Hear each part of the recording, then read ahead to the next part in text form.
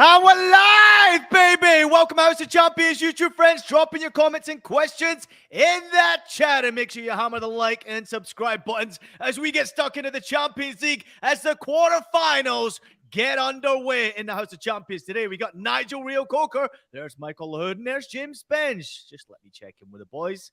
Nigel, start with you. How you doing? Good, thank you, mate. Always a pleasure to be on with you fine gentlemen, talking the world's greatest game. Nice. Thank you very much. Michael Hood, you got that cheeky little smile on you once again. It's almost as if you were right about something. Yeah. Oh, man. Well, I think you look like you're right about something. If there's something not quite right at some club, but I'm shocked at some of the results today. I'm shocked at some of the performance today. One player in particular had an absolute shocker, but we'll get into the weeds and the details of that. Prediction God status has been left for James Bench because he's nailing pretty much everything at this moment in time. James, I thought I said that Benfica were going to win. Yeah, you did you? I thought you said Inter. No, I think JJ claim I did. I think I've been saying lots of good things about Real Madrid as well, haven't I? Yeah, we can't wait for tomorrow. After what you said, we can't wait for tomorrow's game and go off. Okay. All right, let's get into it, boys. It is the Champions League quarterfinals. You are watching House of Champions right now. I'm here with the boys, and we're about to break down Manchester City's emphatic victory over Bayern Munich. It was a great victory, 3-0 there. Rodri on the score sheet, 27 minutes into the game. 71 minutes into the game, Bernardo Silva off the assist from Erling Haaland. Ooh, Pamecano had an absolute Nigel Rio Coker right there, giving up the ball in an area I simply can't afford to do it. And then Erling Haaland, who else? The cheat code that James Bench just tweeted out there is Erling Haaland once again scoring his 45th goal, if I'm not mistaken, for Manchester City this campaign. James, I'm coming to you first on this one. Wow, good result. Very good result for Manchester City first leg. Yeah, I mean, this is absolutely spectacular.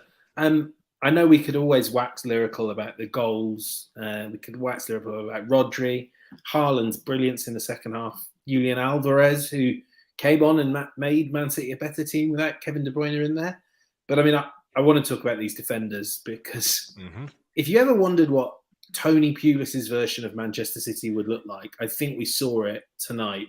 And I mean that in the most complimentary terms to Pulis, who I think is a hugely underrated manager.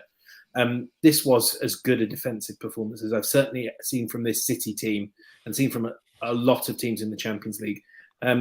By way of example, when that first goal went in, Bayern really ratcheted up the pressure, at least in terms of territory, before half-time. But they couldn't turn it into any shots at all. There was always a spare man. Nathan Ake, outstanding 1v1. You see Ruben Dias doing the splits to save what would have been an absolutely certain goal off Kimmich, I think it was. I think it was mostly. I mean, and that's what wins. I know it's probably a bit of a fallacy, but in the end, if you've got that attack at the other end, your defense is can win. You can win a championship with that defense, and they look like the best team in Europe by a country mile.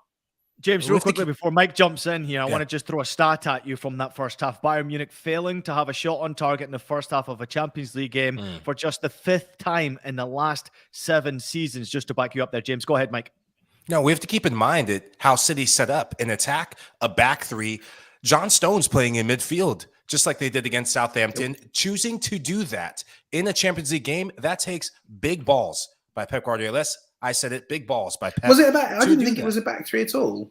No, in possession, Stones was in midfield. In in with possession. Rodri. In possession is what I'm saying. Stepping in with Rodri, out of possession, back four, Stones comes in, and Manuel Akanji, who's a center back, slides out right to face Leroy Sané, which on paper, that should be a mismatch. I thought Akanji did well. Sané looked like the most likely Bayern player to create something, had shots from distance. He was kind of resigned to shooting from distance. That's how good Man City did. It was a big gamble by Pep to play that way, and he was rewarded because with so many attacking options in attack, that's just a lot of confidence you have in your back three and your back four to absorb the pressure. And then it allows the Erling Haalands, the Kevin De Bruynes, the Jack Grealishes, the Bernardo Silvas to stay up high, and even the Rodris to play higher up the field. And I know we're going to dive into Rodri and what his performance means and kind of his resume and maybe the word world class used to talk about him. But I think that tactical wrinkle, that was a bit of a chess match and chess game won by Pep. Well, interesting. I mean, I agree with both of you fine gentlemen, but I'm going to go a bit of a different way. I think Thomas Tuchel got Tucheled because, in my opinion, I think he made some big mistakes in the starting lineup. And as Ian pointed out and James pointed out as well, yes, Bayern Munich starting the game, kept possession well, but they weren't going anywhere. It kind of reminded me a bit of like watching Barcelona. Beautiful to watch on the eyes. They can pass, they can move. There was no end product, no sting, no venom. For a game of this magnitude, I felt that Bayern Munich were playing it like a preseason game. There was no desire. There wasn't no directness in the play. And even at times when you've got the likes of Sane out wide and Coleman out wide, why are they not encouraging them to take people on one-on-one? Why are you not taking them? I think Muller should have started, Sadio Mane should have started, and Cancelo should have started, in my opinion. I think those three players should have started in this game. I personally felt it was well done by Manchester City. Pep Guardiola didn't overthink things. The boys were well organized, well groomed, looked dangerous, defended with their lives, as James Binge said. But I personally feel that Bayern Munich made it easy for them because there was no real energy about Bayern Munich. They lacked purpose. They lacked desire. All season long, Nigel. Performance. This is Bayern all season long, though. And as much as in the Champions League, we have watched them win games and not concede goals. In the Bundesliga, this is the performance. This is what you're getting from Bayern. Going forward, there's no killer touch there. There's no killer pass there. There's no real desire. There's no knowledge of where they're going to go with a freaking ball. And defensively, making mistakes and crushing themselves. Go ahead, Nigel. Sorry. It was just a quick one as well. I was going to say you're 100% right with that, Ian. But did you see the one or two times when they made a long pass and went direct, how they got easily in behind Manchester City? Why did they not do that more? We've seen it before with Manchester City, as good as they did today. They are so vulnerable when they give the ball away in the edge of the box and you've got players with pace. I don't understand how you don't start Mane, and I don't understand how you don't start Cancelo or Muller for me. I just felt that it was just such a flat Bayern Munich performance. I'm not taking anything away from City because at the end of the day, at this level, it's a game of fine margins. You're going to get punished. And City deserved the win, and Bayern deserved absolutely nothing because they were absolutely poor. I just want to go back, though. Bayern did have good half chances. And when you're playing in big matches like this, and Benj, I know you're snarling at me, and I'll explain. I look at the Musiala chance in the first half. That is a good opportunity. Leroy Sané got in just after the halftime break. He had a good look. Ederson make a good save down low. Those are good opportunities when you're playing against a Man City team that's defending as good as they were. City didn't give them as much. I didn't say they had great opportunities, but in a magnitude of a game like this, those are chances you cannot squander. And the Ruben Diaz chance, that's just great defending. Any other given day, that's 1-0 Bayern, and we're looking at maybe a potentially different script. The killer instinct, though, that's what I love that you're mentioning. You, Nigel, you and Ian, both mentioning that lack of a killer instinct. We've been seeing it throughout the season. Choupo-Moting doing heroics at different times. The injury of not having a center forward of any kind. Thomas Muller, I agree with you. I was shocked when I didn't see him in the 11. I was shocked at some of the lineup decisions. I was shocked that in the last couple games when Musiala has kind of come off the bench, now he's starting in a game like Manchester City. That tells me that Thomas Tuchel went for mobility in midfield, defensive mobility, fresher legs, younger legs, maybe see if this game can go 0-0 for as long as possible, and then put Thomas Muller in, maybe put Sadio Mane in. But against Man City, you have to manage the game a heck of a lot better. And in possession, the warning signs were there. In the first half, it was Summer. So close to giving up a goal on Erling Haaland. Then Upamecano says, anything you can do, I can do better, and just absolutely shat his pants. And I'm surprised he kept him on the field. After the first one, I would have yanked him off saying, hey, you know what? You've done enough. It's not your day. Come off. But he kept him on the field, and it shot Bayern Munich in the leg. See, I kind of agree with Tuchel's selection, actually, because, I mean, we're looking at this as at halftime in this tie, it's over. But actually, if you kind of take it back to before Upamecano fell apart, and there were warning signs. He looked shaky. Jan Sommer looked like Jan Sommer. He looked like he would maybe save more, and keep the goal tally lower than an average goalkeeper would. Some of the saves he made were spectacular. And I thought with the ball, Tuchel had obviously prioritised that sort of defensive possession that he used so well at Chelsea. And I think, frankly, I got the sense that he was perfectly happy for this game to be a sort of 1-0 until the 70th minute, and that's when you roll in a Mane. What you can't account for as a coach especially a coach who's supposed to be so good at coaching defenders and is so good at coaching defenders as Tuchel, is, as Mike was alluding to there, Diogo Upamecano just being incapable of playing football. I think that is, and Ian, you've kind of hinted at it as well, and maybe this is the criticism you lay at Tuchel's door, is it's not, the reason he has this job is because Bayern were making these lazy, sloppy mistakes. Upamecano was bad, but that bit before, when Pavard decided to pass the ball back when there were 4 City players in the box and Sommer's falling to his feet, clearing, like that is, to me, that, I can't speak as a player, but that to me is a team that aren't taking responsibility. You can speak as someone who knows the game very well. Yeah, That's exactly. What you can speak as, mate. So you can say that. You're 100% right. I don't know what the right way of putting it is, but you are not kind of taking ownership of the situation. It's hot potato. It's bail me out. Not, I'm Benjamin Pavard, I'll get rid. Just to jump on that with you, James, you're right. But for me, like I said, that alone, that incident just shows for me that Bayern Munich did not look like a bunch of players who wanted to win this game today. They treated this game like it was just another game. I didn't see no desire or urgency or importance in that. And that's what leads to passes like that. If you're trying to win a game away from home at Manchester City, you're playing on the front foot. You're being direct. You're encouraging your wingers to take people on. It was just so easy and comfortable. And let's be real, City have top players. Any good team with top players can sit there and they can say, right, break us down. And if you just pass that ball, move that ball so slowly, you have no chance of breaking teams down at that highest level with players of that quality and caliber. Because once you make a mistake and you give that ball away, they've got someone with pace and power who can go the opposite way and cause you problems. It was, for me, there was no desire in this Bayern Munich side. And Ian, you're right. There's definitely something not quite right at Bayern Munich. If they went back 1-0, I would have said, you know what, Bayern still have a chance. They're a different animal at home. But now, Matt, set, game's done. Man City are going through. Bayern are out.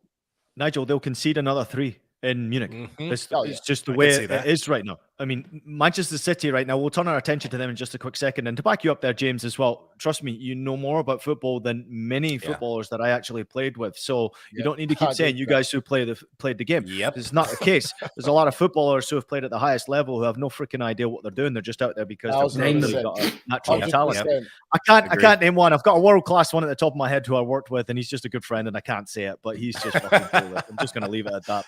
Just put it in the group chat. I said world class, James Benj. I said world class. All right. Listen, I'm going to finish it off on Bayern Munich. Obviously, I have been mentioning it for a while now. There's something not quite right about them. Yeah. And I think it's natural there. You don't have that killer. You don't have a Lewandowski you can rely on to score goals. And now, if you look at the way that they're shaped up, Bayern Munich, they're shaped up perfectly for having a killer number 9, having someone who's there up top who can put the ball in the back of the net. Everyone's playing in a position outside of the number 9 position, trying to create opportunities. And then in the end, second half, I don't blame Sonny. He just said, you know what, I'm just going to go myself. Started shooting from every position he possibly could. That's what Bayern need to do if you don't have that number 9 there. Defensively, you can't make mistakes like this at the highest level. This was the game I was looking forward to because I wanted to see where Bayern Munich were. Watch every single one of their games every single week. And this is where I wanted to know where they were. And now I know. I think they're just nowhere near it at this moment in time. They're not too far away. They only need to add maybe 3 or 4 players to that squad to be competitive in the Champions League. But do they want to spend that type of money? And I just don't see them doing that. I will turn my attention to Manchester City, who we have to applaud here. Mike, I'll come to you on this one here. Great performance from Rodri. Got his goal. 3rd goal across all competitions this season. His first ever Champions League goal. And it's a nice moment for him because this was a swing of the left foot that ended up in the top bin. That actually Manchester City needed that goal to get things going. Yeah, they did. They started the game on the front foot, putting a lot of pressure on the Bayern goal. Then Bayern started getting into the game a bit. Transition was always going to be the name of the game with the speed they have in that front line. And you knew it was going to take something special to break the deadlock. And boy, did Rodri deliver. World-class strike with his weaker foot, as you said. And just the details of the game, it was Musiala who's in a deeper position, who jumps out, misses the tackle that you typically see made by a Bayern player, Bad defending yet again, bites Bayern in the backside. Kimmich too slow to step up, and Rodri just with a swing of the boot laces it in the top corner. Nothing you can do about it. And we've seen Rodri score big goals for City. In the title run-in last year, him playing higher up the field yielded dividends for Pep Guardiola and his team. I think this guy doesn't get enough credit for his value to the team. James, would you say he's the best midfielder in the world? No. He is, though, isn't he? Tell me why, James. Tell me why. You brought this up. I'd like to hear this. Yeah, no, I said this in the group chat and was immediately shot down, and then thought, if this is what I'm getting in the group chat, I probably should delete my tweet saying he's the best midfielder in the world. So that was up for all of a minute. He's the best midfielder in the world because he can do everything. He can create chances. He can get in shooting positions. Mike, you made a really good point. Last season, he had 7 goals. This season, he's had about 45 shots, the most he's had in any Premier League season. So he contributes offensively, but obviously, what you want him for is his ability to mop up play, his ability to win aerials. He makes, and I'm sure this is something that Nigel can admire in particular, he makes the smartest fouls of any footballer I've ever seen. Yeah, he is the best fouler of my lifetime. Smart brain. And he sets the tempo magnificently. He sets the play, and then look, if you give him space, he will punish you. So yeah, if someone wants to say it's Kevin De Bruyne, if someone wants to say it's Modric, or maybe Kimmich, who was the only good player in a Bayern shirt tonight, I'm open to that. But it's hard to say from personal, because no one who is a City fan likes Rodri, but by God, do I respect him. I think, James, he's a good player. I'll give you that. But I can't give him the best midfielder in the world. I'm sorry. I think for me to be the best midfielder in the world, you have to give a lot more. And I would say you could probably even say Jude Bellingham is one of the best midfielders in world football for me because of what he does. Because the thing is this, Jude can do what Rodri does, which is cleaning up defensively, being hard to beat.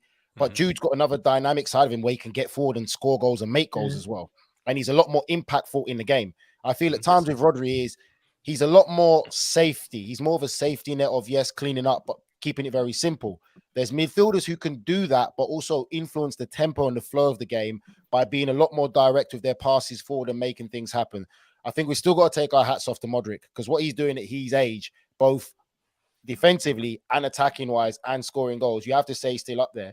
And one player goes under the radar, people might not like him as well. I think Camavinga deserves a shout because of what he could do in midfield and also his versatility when he can drop back at left back. But I think that there's other midfielders for me ahead of him. And if you're going to say he's the best midfielder in the world, Man City is sitting second, believe Arsenal. Thomas Partey has been one of the big rocks of Arsenal's season, and they're sitting top of the Premier League. And what Thomas Partey can do as well, and we've seen him put a few belters in the top corner. Yeah. But Thomas Partey can dominate a game in midfield more so than Rodri can. So you have to put Thomas Partey in there. But it's a great conversation. But I would still go with Luka Modric for me, for what he's doing at his age right now, is still the best in the world. I thought you were going to say Declan Rice for a minute there, and I was like, I thought so too. This guys. Before we do go to a break, we've got to mention Erling Haaland. Just run through some of the stats here. 22 years old, 34 Champions League goals now from only 26 games. For Dortmund, 86 goals in 89 appearances. Salzburg, 29 goals in 27 appearances. For Norway, 21 goals in 23 appearances. And for Manchester City, 45 goals in 39 appearances, including 11 in the Champions League. James, you said cheat code when you tweeted that out. You pretty much is, right?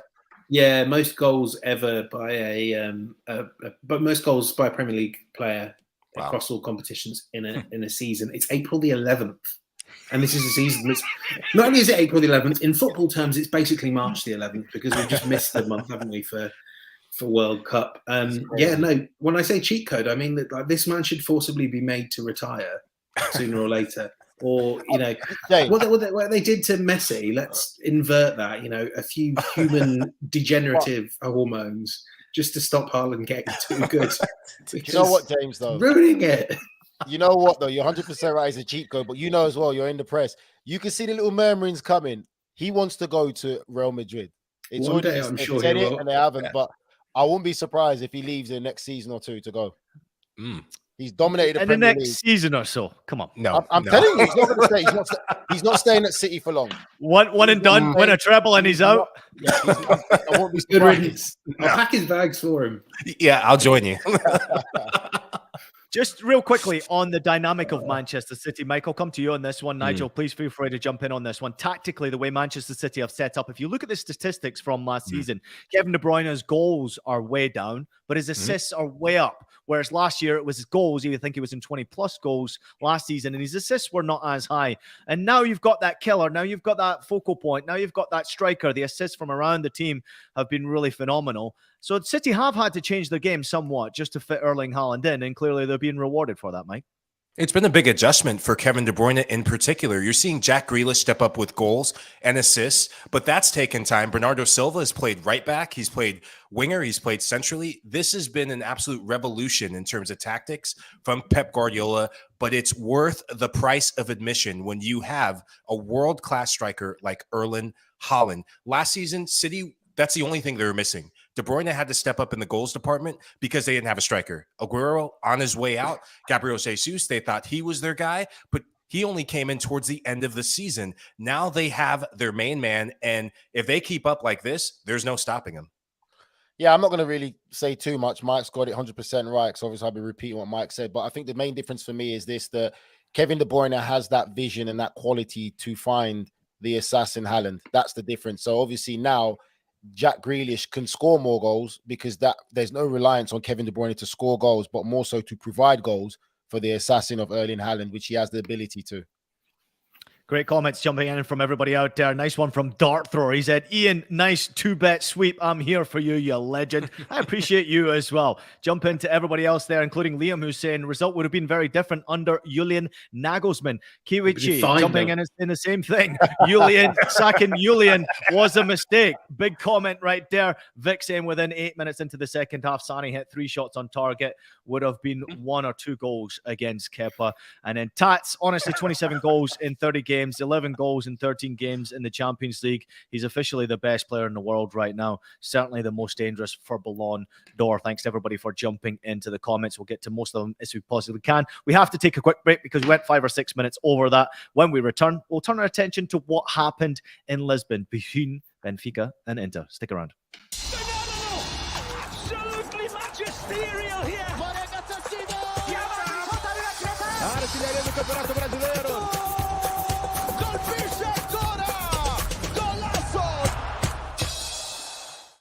Well, CBS Sports Golazo Network, the first of its kind free 24/7 channel dedicated exclusively to global soccer coverage, is launching, of course, today, Tuesday the 11th, on CBS Sports app, Pluto TV, and Paramount Plus. Get your morning started off on the right foot at 7 a.m.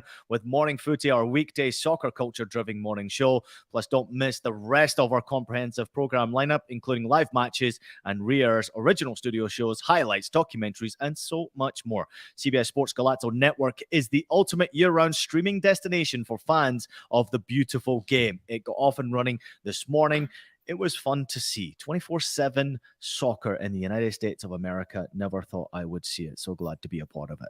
House of Champions, everybody. Welcome back. James Bench, Nigel Reo-Coker, and there's my man, Michael Lahoud, who I'm going to first on this game. Champions League quarterfinals got underway today. We turn our attention to the game that took place in Lisbon. Benfica against Inter Milan. Halftime, 0-0. Very close, very edgy affair. Both teams had opportunities. Maybe Inter had a little bit of a sniff better than Benfica in that first half, but in the second half, I was so impressed, Mike, with what Inter did. Nicolo Barella got the opening goal, his second Champions League goal of the season. Lovely assist from Bastoni. Romelu, big Rom. This is how he should be doing it. All of his action right there on the pitch, scoring goals. I love to see it. Thought the handball was a bit harsh there against João Mario. Interested to hear what you say. But big Rom, 71 goals now from 118 games for Inter Milan in his career. Love to see it. Mike, your thoughts on the game? As I said in the preview, this game was going to be decided by what would happen in both boxes. Inter had to be effective and had to win the battle of both boxes. Benfica, when they got the ball, they looked dangerous at times, but they didn't have that killer instinct and that finishing touch. Rafa Silva in the first half had a few chances. Andre Onana, he stepped up in the previous round, stepped up again. Mind you, that final save right before the final whistle, that was crucial, because if it's 2-1 heading back to the San Siro, then it's game on and actually favor Benfica, because that Inter crowd, that San Siro crowd, they can turn on you. Don't be silly, Mike. They haven't conceded a goal in 4 Champions League games now. Very difficult to go to Inter and score goals. They've been up and down. They've been up and down. I just say that. Mike, The this big is your difference- reverse psychology, by the way. Anytime you say shit like this, I'm always thinking he doesn't really mean that. He's actually going for the opposite. This time I actually do. This time I actually do. There's no psychology in this. The big difference, I think, is the game wore on was in the midfield. Barella was excellent. Henrik Mkhitaryan, I thought he was my undercover man of the match. What he did on both sides of the ball really teed it up for the outside backs to get forward, for the strikers, and the strikers really didn't have to do as much. Inter bypassed the press of Benfica, playing long and really pushing Benfica's backline back, running towards their goal, wore them down, and they managed this game to perfection. Keeping the 0 is massive going in the second leg. No doubt. Well, I think for me, Mike, I was a big fan of Benfica, and I still am. I think Hold on, Nigel. Hold on. Right. All right. Listen, Bellows just jumped in here, and he said, "Hey, Coca, your hate for Inter Milan didn't win Benfica the match. All right, don't try to dodge the comments." Bello, I don't hate Inter Milan. There's a difference. I felt early on in this competition, we saw Benfica play some absolutely extraordinary football. What this match boiled down to, in my opinion, was still a good game of football. It came to experience and youth. Inter Milan's average age was 29 years old. You could clearly see in their performance. Benfica's average age is 24.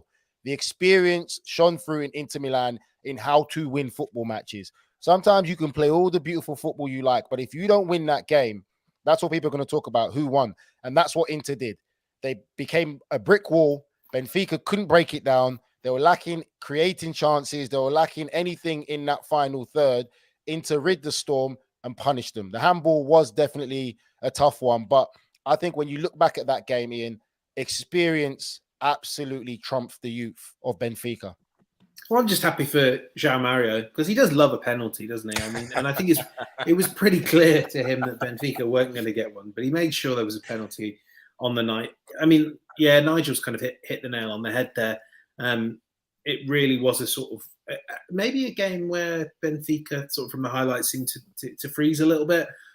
Just some fairly basic errors that I think we've not seen from that. Like, you know, I've always wondered how they would do against a really top side, and it looks like we're probably never going to find out, sadly, this season. But they froze. They made clumsy errors. If Barella hadn't scored that header, there was someone running in behind him that would have. I think that will really disappoint the Benfica supporters, and I know we have many of them on this stream as well. They've timed their wobble atrociously. They could and still might. You know, this is a team with, if you've got Rafa, if you've got Neres, if you've got Gonzalo Ramos up front, you can score 2, you can score 3. But James, you got to provide for Ramos. Milana is phenomenal. Hey, listen, go ahead, Nigel. I was just going to say, you got to provide for Ramos. Ramos was starved today. There was no real provision for him. And maybe to a certain degree now, you can kind of see how they miss Enzo Fernandez. You can see how much of a vital part he was at this team. And especially for a game of this magnitude, he could have been a bit of a difference maker in that midfield area. But I just think for me, that was just a typical Inter Milan performance. Do you know what? Let me say this quickly, Ian, before you move on. Why am I getting flashes of Inter Milan being like Chelsea when Chelsea won it with a very average team and were getting through games defensively strong and just pulling out these results? Why is this Inter Milan team reminding me of that Chelsea team under Thomas Tuchel? That's all I have to say. Well, it's interesting. I mean, let's turn our attention to Inter. Obviously, we reckon that they're under a bit of pressure. Certainly the coach is under a bit of pressure. But that type of performance there was made for this stage. Away from home to get that type of result without conceding a goal. 4 consecutive games now without conceding a goal. They were 1-0 at Liverpool, 1-0 against Porto at home, 0-0 at Porto. And then, of course, this 2-0 victory at Benfica. I mean, that is incredibly impressive to go clean sheet and all the way through to this part. Could they make it to the final here, Mike? Or are they maybe just underachieving too much? You don't think they can get past Napoli as well or Milan? No. They how they're doing it and keeping the clean sheets, Onana is standing on its head. And I think that you can ride your goalkeeper's luck all the way to a final. We've seen it happen for teams before, but teams are missing. What's that, Nige? You can't say luck. Let's be real. Onana is a sensational goalkeeper. That's his job. He's doing his job, and he's sensational at it. The saves he's been pulling off. Come on. Mate, did you watch the second leg of the FC Porto game? There wasn't luck involved in that? Oh yeah, but still, not Onana pulled some saves. I'm saying like the goalkeeper, it's not just hitting off him and then going away. Like he's pulling some great. That's his job. He played. You can't say it's luck in that sense. He's playing lights out. Yeah, but you're playing with fire if you're expecting your goalkeeper to just continue this red hot form. You of all people should know. You're a Man United fan. Look at how long your goalkeeper saved your Arsenal for how many years. No, I thought we were putting the cape on Casemiro, not David De Gea. Casemiro and Rashford. That's how we're winning games. If you're inclined like for XG and stats and all that, Onana is, I believe, is saving one fewer goal, or sort of letting in one fewer goal per game than the XG suggests he would. And I think Onana's phenomenal. Yeah. But what we're talking about there is some like combo of Lev Yashin, Gordon Banks, and Prime Petr Cech. Like no one is as good as Onana is in the Champions League. Like goalkeeper XG numbers are a bit of a nightmare, and we're talking small sample size as well. But I do agree with Mike in terms of you can't ride Onana all the way to the Champions League final. Equally, you know, they're only if AC Milan do something against Napoli, like there's no reason why Inter can't be a better team than Milan over 180 minutes. I wouldn't rule them out of getting to the final at all and then getting spanked by whichever one of the big three comes out of the Real Madrid. Yeah. Exactly. Not it's also getting players back fit and healthy, playing properly, match sharpness as well. I mean, obviously Lukaku's goals, and his great stat came out from this game as well. 5 players have scored 10 plus Champions League goals for Inter Milan in the Champions League era. Adriano, Julio Cruz, Hernan Crespo, Samuel Eto'o, and a big Rom now. And it says here in the stats he was the first European to do so as well. So nice to see. Maybe it's the right time for Inter, and maybe they're on the right side of the bracket to do something quite unique and special, especially with Milan and Napoli going head-to-head at it tomorrow, which is where we're turning our attention when we come back. Quick break from us. When we do come back, as I said, we're turning our attention to the games that are taking place on Wednesday. We'll get to a few of your comments as well. Stick around. Europe's most exciting title race continues with world-class clubs, legendary rivals, and unbelievable goals. Brilliant! What a goal! The Serie A lives here on CBS Sports Network and streaming live on Paramount+. If you're a US-based fan of the beautiful game, Paramount Plus is an absolute must-have subscription from the NWSL to the Champions League to Serie A and so much more in between. Not sure it's for you? That's a question mark right there. And you can also try 1 month for free by using the code NWSL2023. Okay, let's turn our attention to the Champions League quarterfinals that are taking place on Wednesday. We turn our attention to Real Madrid against Chelsea. I guess I'll come to you, James, on this one here with Ancelotti talking about ruling out a move to Chelsea here. In brackets, I have a fantastic memory of Chelsea. I'm a supporter of the club. I won't return there. Me going back to Chelsea as a coach, no. I think Lampard is the right man, and he will do a great job with them. Lampard jumping in and saying, this is amazing. I've managed in the Champions League before, but a week ago, today, I didn't even know I'd be here. It's a huge honor. Really interesting comments from Frank Lampard to say. Presumably, wow. Presumably Carlo doesn't have the ear of James Corden or anyone else that was in the cast of Alan Bennett's beloved play, The History Boys. And that's really how Chelsea are going to decide their new manager. You know, what does Sacha Darwin think? And has he got the ear of Todd Bowley? I mean, of course, like Carlo Ancelotti was never coming back. He is the ultimate manager of elite talent that just needs coaxing. He is not the sort of person that you bring in when, as he proved at Everton, he's not the manager you bring in when everyone's on fire and you ask him to put out the blazing inferno. He's the man that coaxes the superstar talent. He's the next Brazil manager. Frank Lampard has an absolutely thankless task, but equally for that reason, it's a great opportunity for him to heighten his reputation, because if he even just draws in the Bernabeu, which I think Chelsea are perfectly capable of, everyone in the Premier League will be suddenly thinking, well, you know, the stupid clubs in the Premier League will suddenly be thinking, oh, Frank Lampard, do we want him in the summer? So it's a great opportunity for Lampard, as he well knows and as he expressed. James, I absolutely love your prediction for this tie. And every time I've gone on air since you said that, I have mentioned your name and I have mentioned what you think will happen. And every time you mention it on this show, I look at Michael Hood and he just sort of shakes his head a little bit every time you mention it. Like now. I don't know what's going on there. Mike, come on, let's get to the game tomorrow. Obviously, first leg in Madrid, going to be difficult for Chelsea. Come on. Yeah, Chelsea can't do the one thing that you need to do. And no, you don't need to do it in this first leg, but you need to end up doing it unless Madrid absolutely crap the bed in front of goal. You need to be able to score a goal.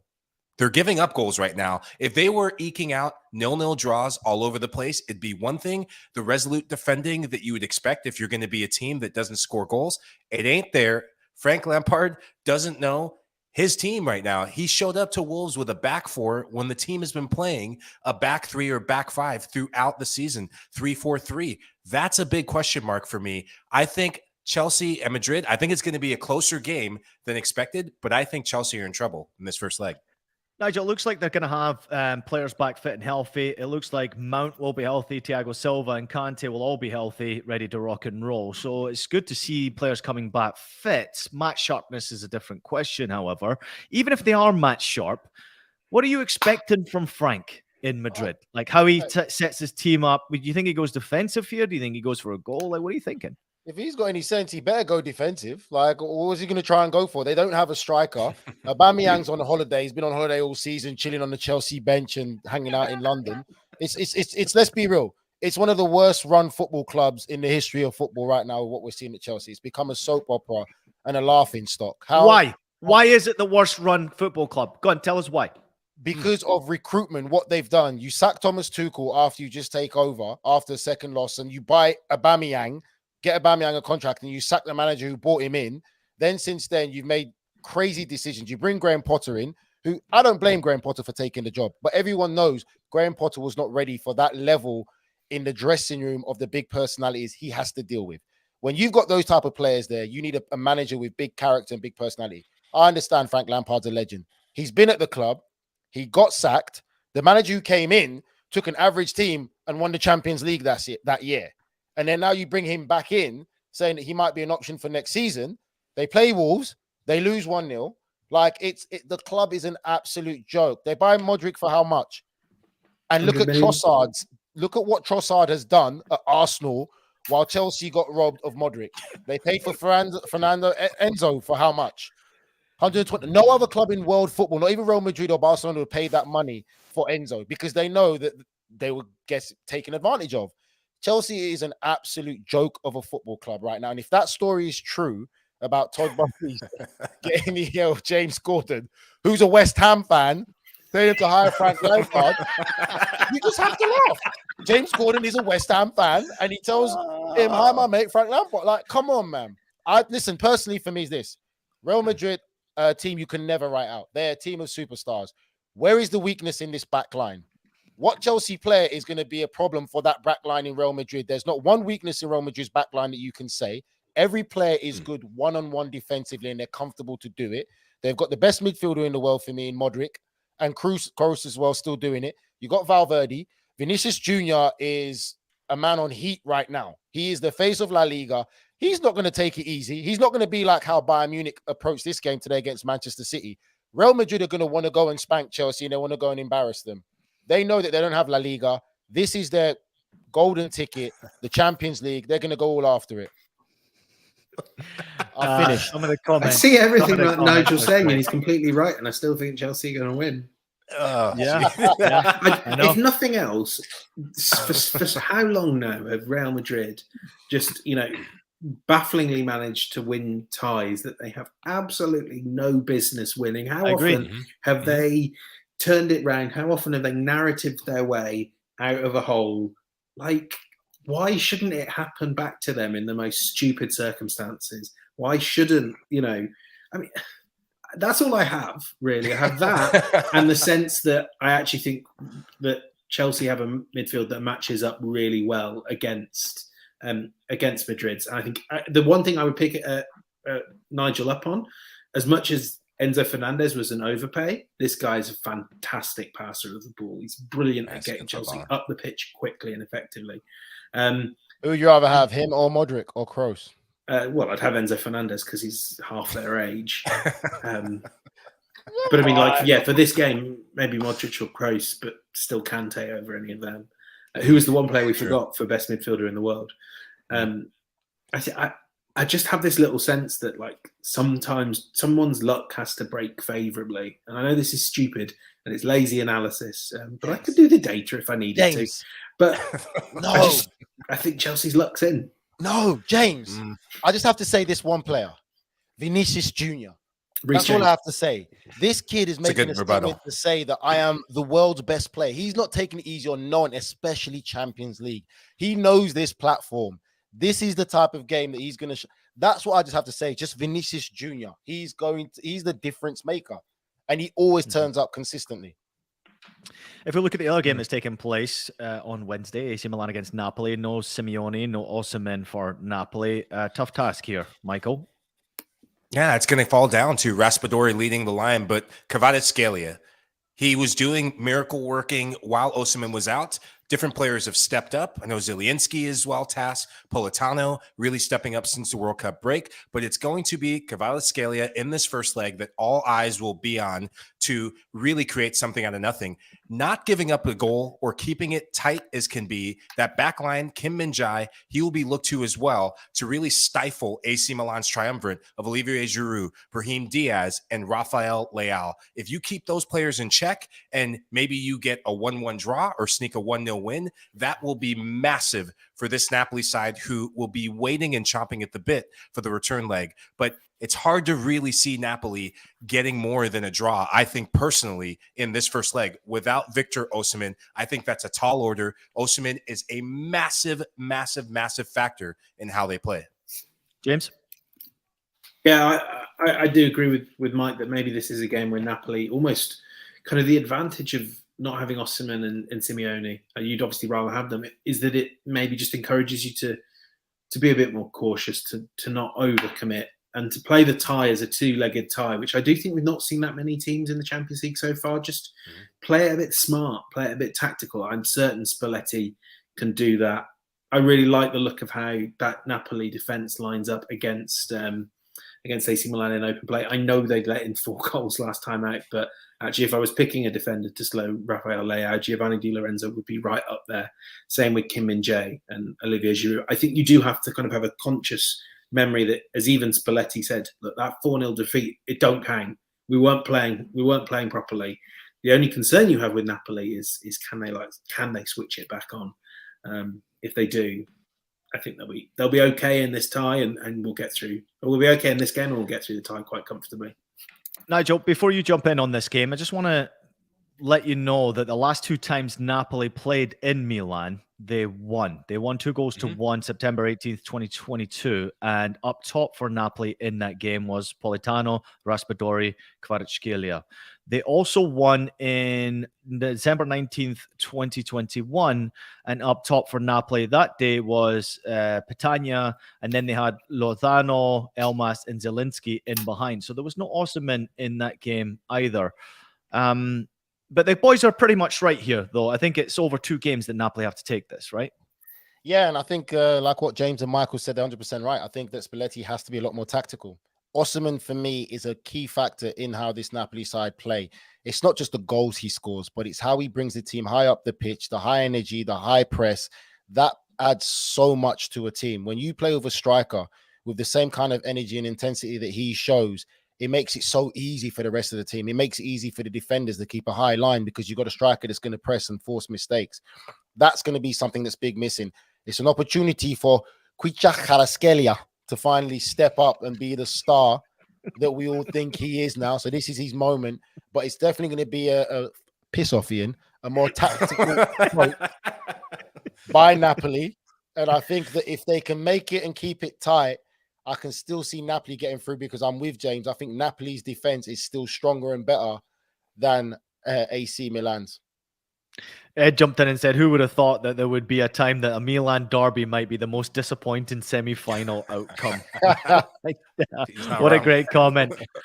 Great stuff today, boys. Before we do go, I want to get to some final thoughts here. James, there is some news coming out recently about the future of Jude Bellingham and potentially we were all talking about where his destination would end up going. I think it is right now. We should start to talk more and more about Bellingham leaving Borussia Dortmund. I don't think it's the right club for the next step of his development. I think he has to get out now. He's had a great phase. He's made sure he's learned the game. He's improved as a player, and he's become one of the most sought after midfielders now. And you're hearing that maybe Liverpool are out of the race.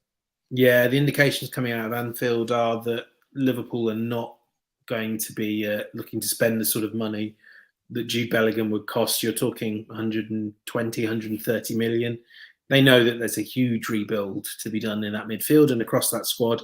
And yeah, the indications are that Liverpool are saying now, we're not in the Jude Bellingham business. Now, a suspiciously minded person might suggest they're saying that now rather than looking foolish in the summer when he goes, if and when he goes elsewhere. Because why would he pick a team that's not going to be playing in Europe? But yeah, Liverpool going to be looking elsewhere. Ed is so funny. No, mate, they were on World Cup duty, Ed. That's why they were courting him in World Cup duty, and it didn't work out.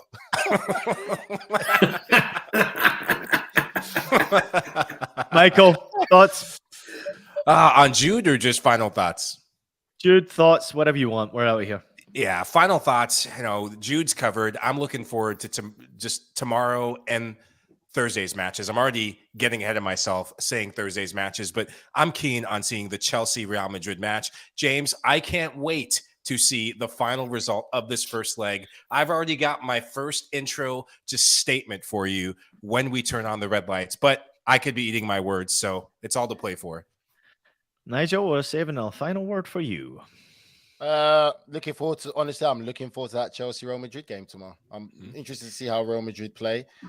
Jude Bellingham, we've all said it. Well, I've said it. He needs to go to Real Madrid. He needs to stay away from the Premier League, go play somewhere else, because the kid is a star. And I feel he'll be better for his career and also for England if he goes to Real Madrid than joining the Premier League.